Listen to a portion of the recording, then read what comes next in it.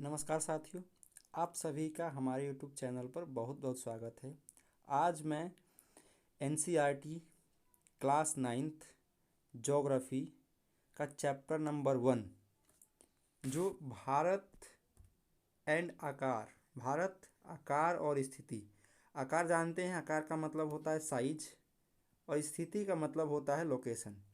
यानी भारत का स्थिति जो है पूरे वर्ल्ड में और उसका साइज कितना बड़ा है, लोकेशन कहाँ है, हम लोग उस चैप्टर के बारे में आज बात करने वाले हैं। और मेरा पर्पज़ किसी क्लास जो बच्चे हैं क्लास में पढ़ने वालों के लिए नहीं है, क्लास में बिल्कुल पढ़ने वालों के नहीं है। ये केवल और केवल कॉम्पिटिटिव एग्ज़ाम के लिए है ना। किसके लिए? केवल कॉम्पिटिटिव एग्ज़ाम। कॉम्पिटिटिव एग्ज़ाम का मतलब ये है कि जो भी बच्चे सिंगल डे यानी 1 डे वाला एग्ज़ाम देते हैं। कौन सा वाला? 1 डे। जैसे SSC हो गया, आपका यूपी पुलिस हो गया, है ना, बिहार पुलिस हो गया। ये जो एग्ज़ाम है ये हमारे लिए इम्पोर्टेंट होते हैं, जो 1 डे होते हैं। और इनमें GK GS आपको पता है केवल 9th और 10th का आता है, 6 to 10th आता है। लेकिन 9th और 10th का जो सिलेबस है वो इनके लिए बहुत ज़्यादा इम्पोर्टेंट हो जाता है। इसीलिए मैं 9th का जो चैप्टर ज्योग्राफी है उसको ज़्यादा फोकस कर रहा हूँ। 9th और 10th के बारे में ज़्यादा फोकस करूँगा। चलिए अब मेन मुद्दे पर आते हैं। हमारा टॉपिक ये है कि भारत, आकार और साइज, है ना। तो अब इस चैप्टर में देखिए कि जो भारत विश्व के प्राचीनतम संस्कृतियों में से एक है। ये हमारे लिए कॉम्पिटिटिव एग्ज़ाम के लिए ये बिल्कुल भी आपके लिए फ़ायदामंद नहीं है। ये कॉम्पिटिटिव एग्ज़ाम के लिए बिल्कुल फ़ायदामंद नहीं है। अब दूसरा चीज़ है कि स्थिति में देखिए कि भारत जो देश है वो उत्तरी गोलार्ध में स्थित है। क्या है? ये उत्तरी गोलार्ध में स्थित है। ये सबसे इम्पोर्टेंट चीज़ है। क्या है कि भारत जो है वो उत्तरी गोलार्ध में स्थित है, ये सबसे इम्पोर्टेंट चीज़ है। अब देख लीजिए पृथ्वी, यहाँ पर देखिए कि ये जो मान लेते हैं पृथ्वी है और इस पृथ्वी को 2 इक्वल पार्ट में डिवाइड करने वाली रेखा है जिसका नाम है विषुवत रेखा। इसको क्या बोलते हैं हम लोग? विषुवत रेखा। ठीक है, ये विषुवत रेखा है। और विश्व क्या करती है? पूरे पृथ्वी को 2 बराबर बराबर भागों में बांटती है। और इसमें जो क्या होता है, इसके ऊपर वाले पार्ट को हम लोग बोलते हैं उत्तरी गोलार्ध। ये है उत्तरी गोलार्ध। और नीचे वाला पार्ट क्या कहलाता है? दक्षिणी गोलार्ध कहलाता है। क्या कहलाता है? ये दक्षिणी गोलार्ध कहलाता है। तो भारत जो है, अब देखेंगे कि भारत की स्थिति क्या है, ये उत्तरी गोलार्ध में आती है ना। तो ये भारत किस में है? उत्तरी गोलार्ध में है। अब देखिए भारत का जो विस्तार है, यानी क्योंकि हमें ये भी इम्पोर्टेंट पढ़ना है कि भारत, क्योंकि ये इस पूरे पृथ्वी को 2 काल्पनिक रेखाओं में बांटा गया है जिसको बोलते हैं अक्षांश अक्षांश अक्षांश और देशांतर। ये भी याद रखना है, अक्षांश और देशांतर, है ना। कि पृथ्वी को 2 काल्पनिक रेखाओं में बांटा गया है जिसका नाम है अक्षांश और देशांतर। ठीक है, चलिए अब ये अक्षांश देशांतर ये क्या करती है? किसी देश की लोकेशन यानी स्थिति का पता लगाती है कि स्थिति यानी किस अक्षांश से किस अक्षांश तक के बीच का जो दूरी होता है वो उसका लोकेशन होता है। तो अब यहाँ पर देखिए कि उत्तरी गोलार्ध बता दिए, इंपॉर्टेंट है, याद करिएगा कि भारत की स्थिति किस गोलार्ध में है, तो उत्तरी गोलार्ध में। ये सवाल आपसे पूछ सकता है। दूसरा है इसका मुख्य भाग का मतलब होता है कि अब देखिए जो अक्षांश होती है वो नीचे से ये यहाँ शुरू होकर ऊपर की तरफ जाती है। तो अक्षांश अभी कहाँ से जाएगी? तो अक्षांश सबसे नीचे वाला पॉइंट क्या है हमारा? तो सबसे नीचे वाला पॉइंट जो है वो 8 डिग्री 4 मिनट उत्तर, यानी इसके ऊपर उत्तर हो जाएगा। तो 8 डिग्री 4 मिनट उत्तर, यानी ये जो पार्ट है यहाँ से इसके तरफ उत्तर की बोलेंगे तो 8 डिग्री 4 मिनट उत्तर से लेकर 37 डिग्री 6 मिनट उत्तर तक, यानी यहाँ तक की जो है वो 37 डिग्री 6 मिनट अक्षांश हो जाएगा। और दूसरा जो है विस्तार इसका, यानी इस गुजरात से लेकर और इस अरुणाचल प्रदेश की सीमा तक जाता है। तो 68 डिग्री पूर्व से लेकर 97 डिग्री 25 मिनट देशांतर, यानी ये इम्पोर्टेंट है। भारत का जो लोकेशन है वो अक्षांशीय लोकेशन, अक्षांशीय विस्तार जिसको बोलते हैं, वो भी इम्पोर्टेंट है। अक्षांशीय विस्तार और देशांतरीय विस्तार, ये दोनों इम्पोर्टेंट है भाई। ये पेपर में आपसे पूछ सकता है कि भारत का अक्षांशीय विस्तार कहाँ कितना है और देशांतरीय विस्तार कितना है। तो अक्षांशीय विस्तार 8 डिग्री 4 मिनट उत्तर से लेकर 37 डिग्री 6 मिनट उत्तरी अक्षांश तक जाता है। और देशांतरीय विस्तार जो है 68 डिग्री 7 मिनट पूर्व से लेकर 97 डिग्री 25 मिनट पूर्व तक जाता है। ठीक है, तो ये चीज़ें याद रखेंगे, यही जो चीज़ें हैं वो आपको पेपर में आती हैं।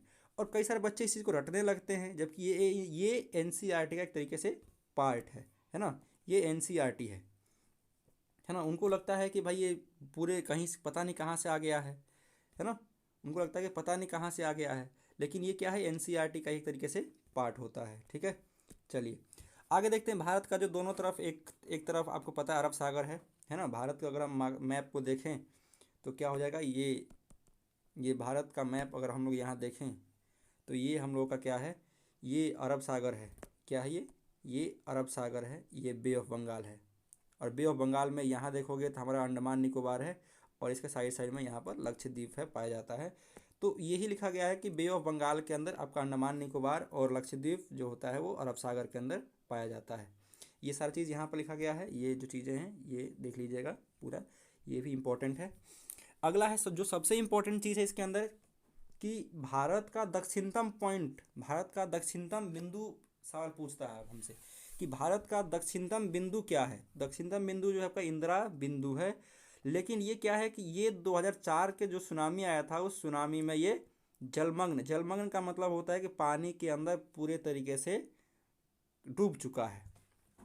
ठीक है, अब अगला आते हैं, ये तो स्थिति पर लोकेशन पर हो गया। अब आते हैं आकार, भारत का आकार कितना है। भारत का आकार है तो भारत का क्षेत्रफल के बारे में आप लोगों ने बहुत पढ़ा होगा कि भारत का जो क्षेत्रफल है 32 लाख स्क्वायर किलोमीटर है। तो बिल्कुल है भाई कि भारत का क्षेत्रफल 32 लाख स्क्वायर किलोमीटर है।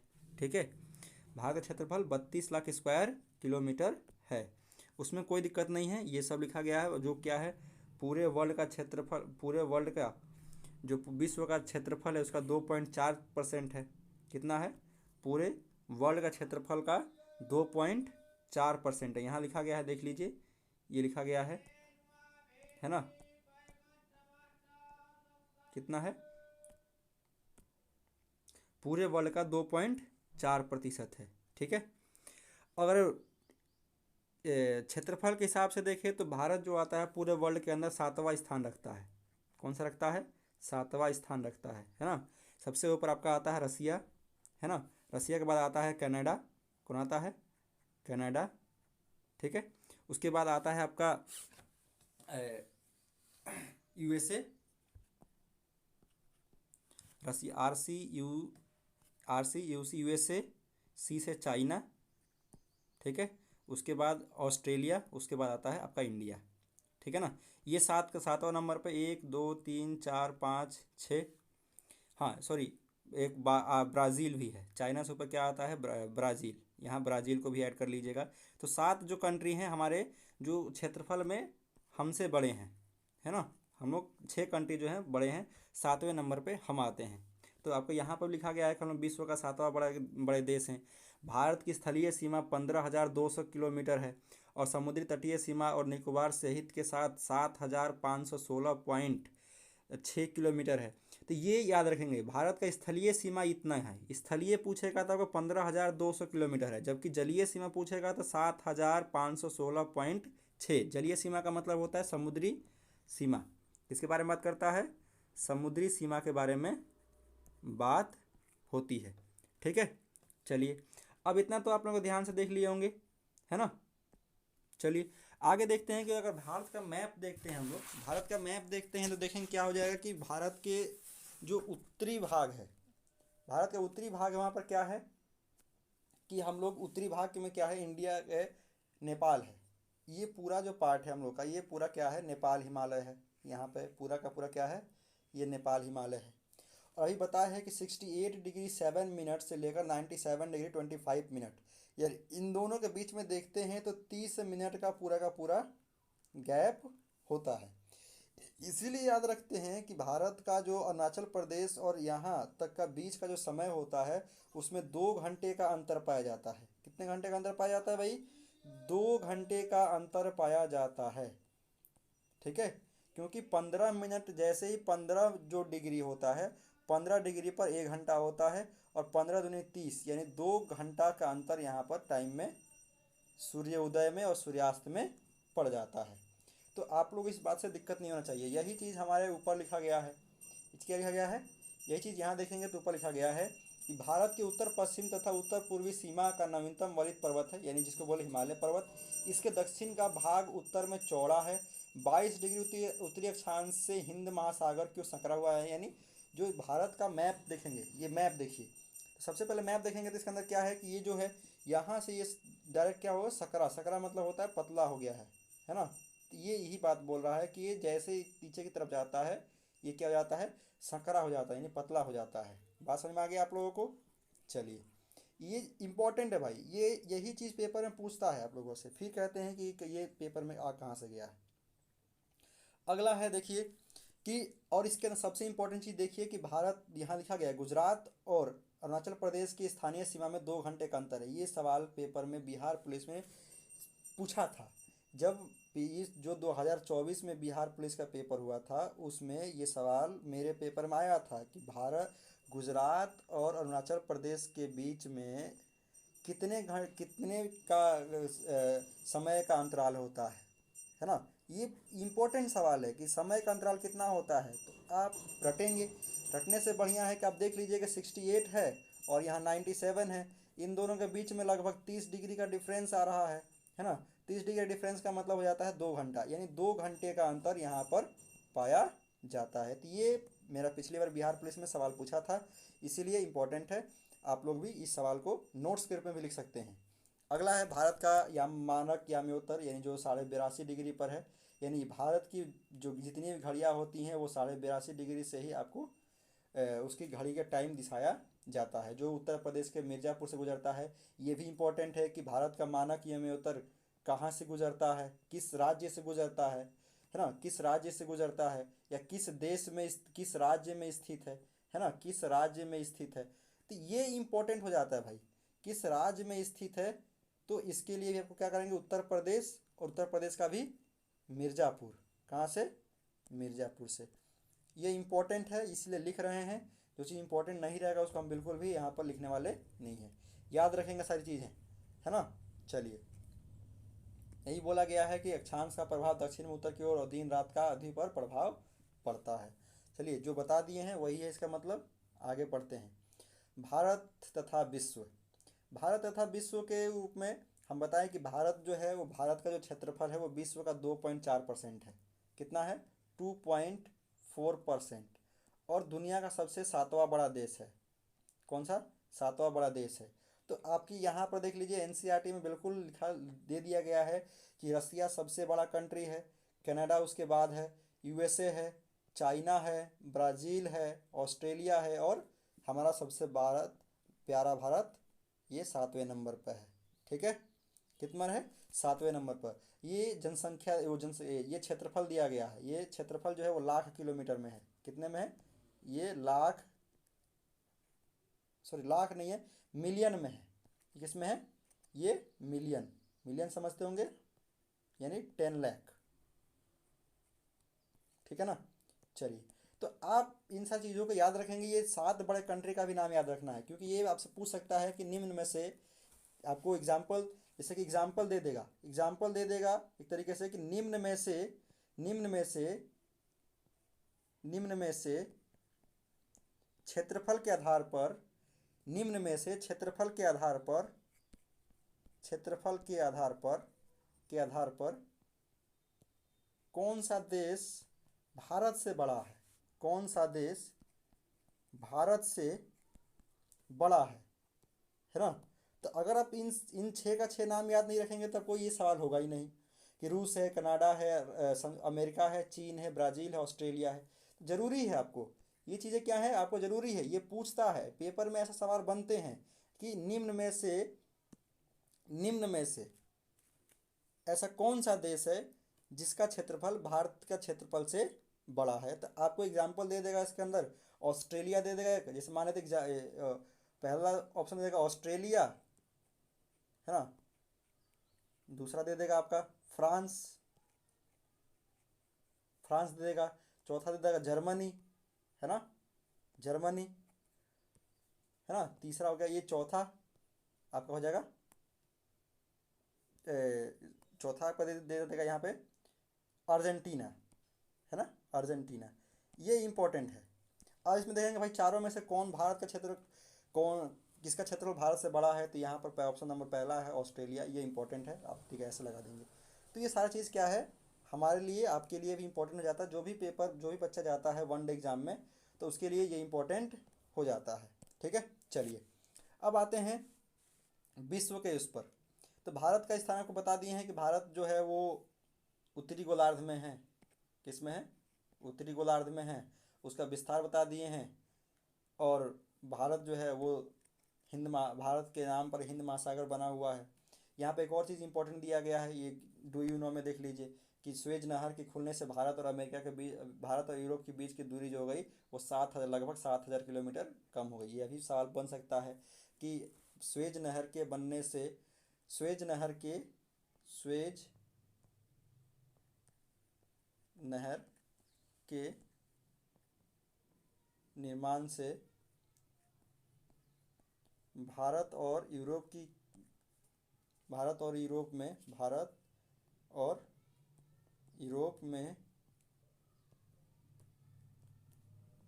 कितनी दूरी कम हुई, कितनी दूरी कम हुई।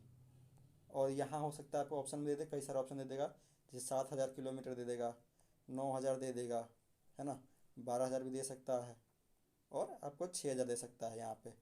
तो आप यहाँ पर जिसको भी पता है यहाँ दिया गया है वो आपको ये सारा टिक लगा लेगा।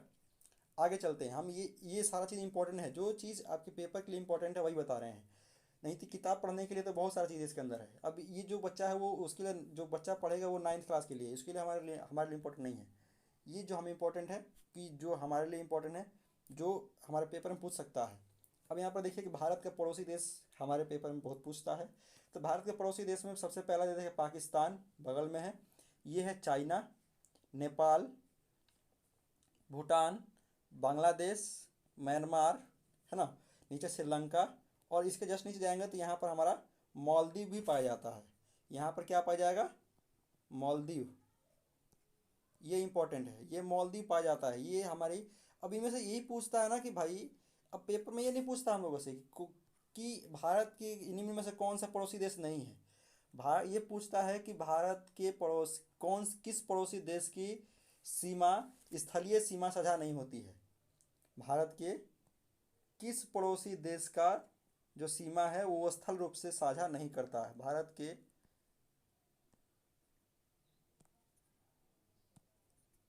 किस पड़ोसी राज्य की सीमा, पड़ोसी राज्य की सीमा स्थल रूप से साझा नहीं होती है, स्थल रूप से साझा नहीं होती है ना, साझा नहीं होती है।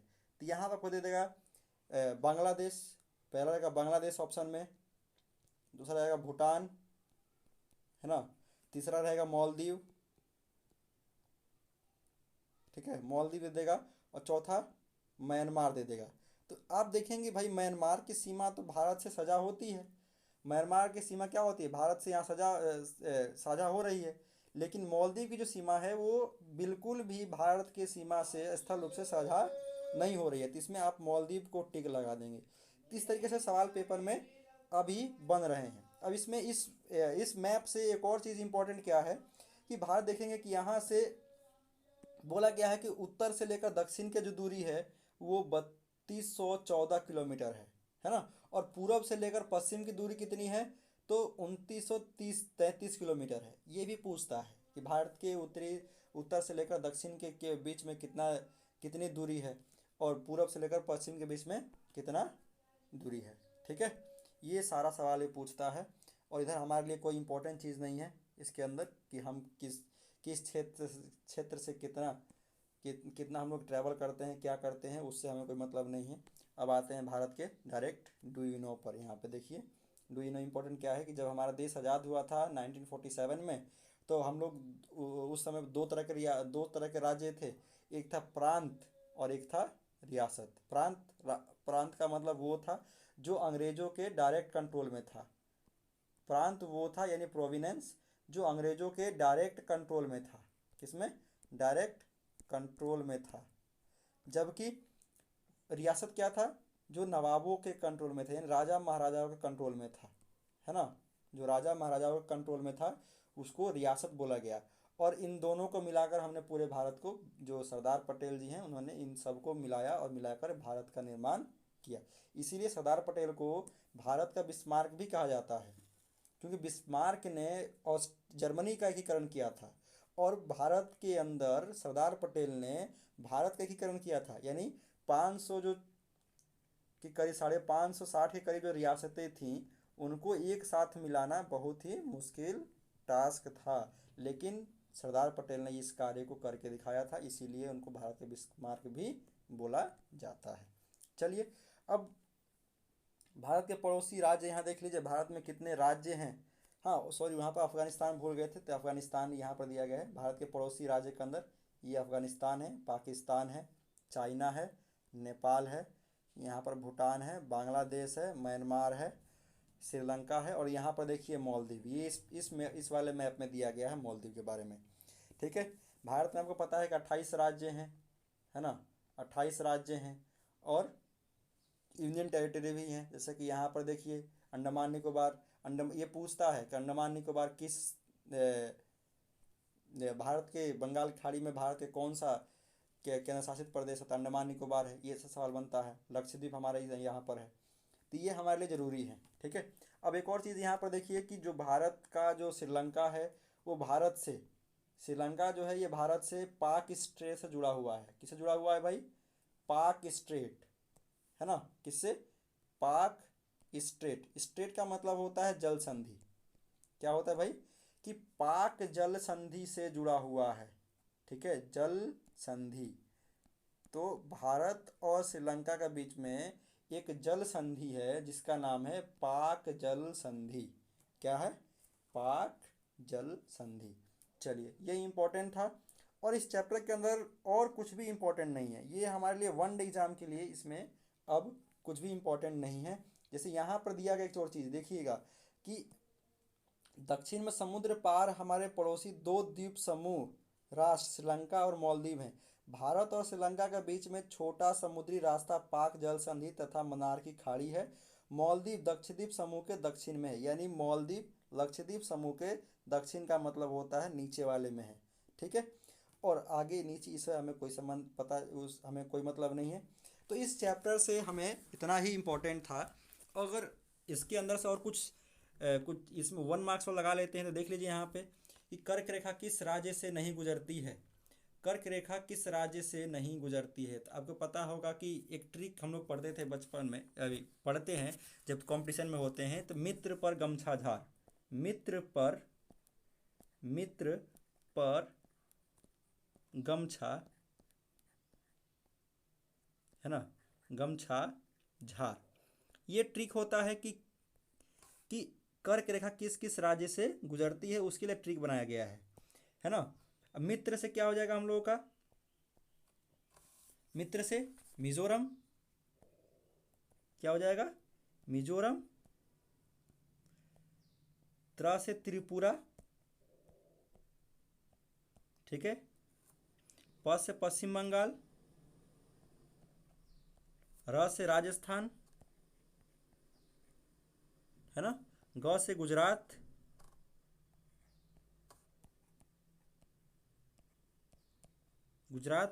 म से मध्य प्रदेश, छ से छत्तीसगढ़,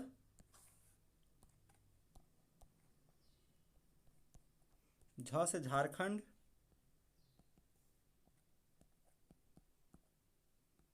कितने हो गए? 8 हो गए क्या? 1 2 3 4 5 6 7 8, हाँ 8 राज्य हैं और ये इनसे गुजरती है कर्क रेखा। तो क्या इसमें राजस्थान है, छत्तीसगढ़ है, त्रिपुरा है, लेकिन उड़ीसा से नहीं गुजरती है।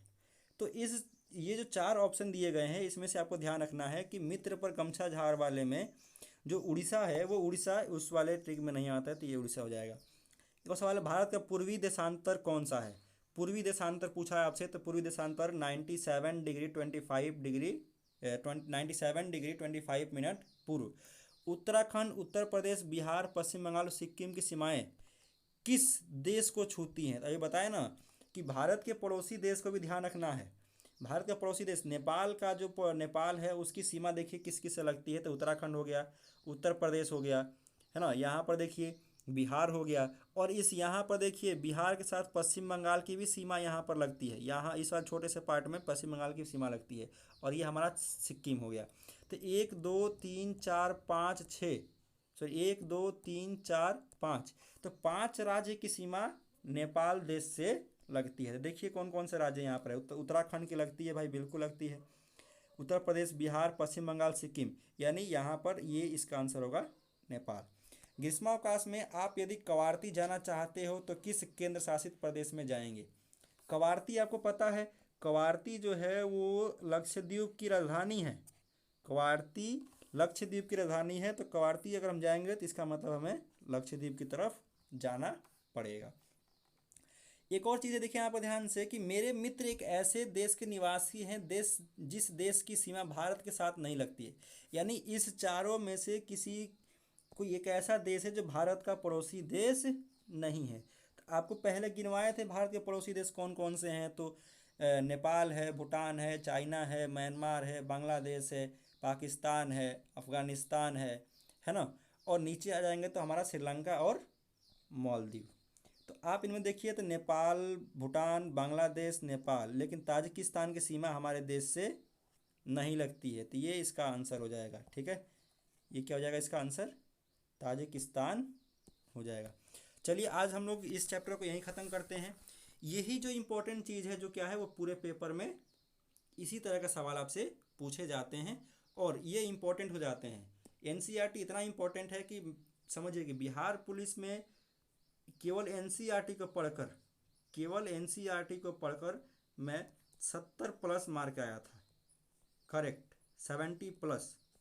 कोई सेट नहीं मारा था, कोई दूसरी किताब नहीं पढ़ा था, केवल NCERT.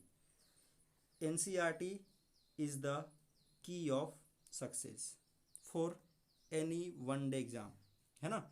NCERT is the key of success of any exam. क्या है? एनसीईआरटी वो चाबी है जो किसी भी एग्जाम में आपको सक्सेस दिला सकती है। तो सबसे पहले एनसीईआरटी को पढ़ना ज़रूरी है, और हमें एनसीईआरटी को पढ़ना बच्चों की तरह नहीं पढ़ना है, हमें एनसीईआरटी को पढ़ना एक कॉम्पिटिटिव एग्ज़ाम के रूप में पढ़ना है। ठीक है, चलिए आज के लिए इतना ही, फिर किसी दूसरे वीडियो में मिलते हैं। चलिए धन्यवाद, चैनल को सब्सक्राइब कर लीजिएगा।